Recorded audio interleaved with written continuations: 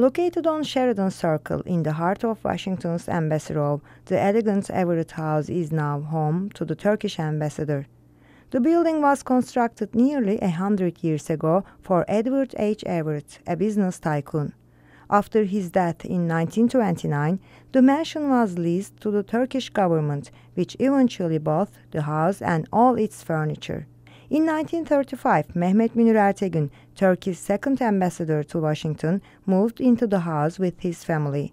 The ambassador and his sons, Ahmet and Nesuhi Ertegün, had a passion for jazz music.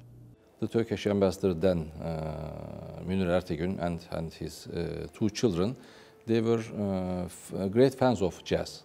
And they wanted to organized jazz events, jam sessions in the embassy, and they invited some iconic figures of the American jazz.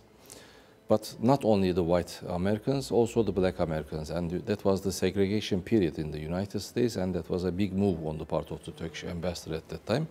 This upset some powerful figures, including one Southern congressman who wrote a letter to Ambassador Ertegün expressing his shock to see African Americans walking in and out of the front doors of the embassy.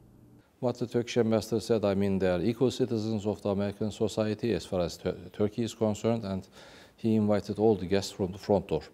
Later, the Ertegün brothers founded Atlantic Records, the legendary independent record label that brought to prominence musicians who redefined American rock and roll, jazz, and rhythm and blues.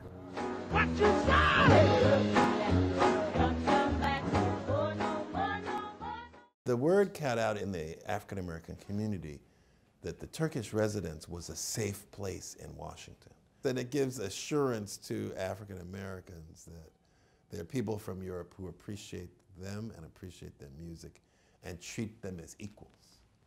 This historic building not only contains exquisite art and architecture, but it also reminds people of the time when the capital of the free world was segregated. Özlem Tınaz, VOA News, Washington.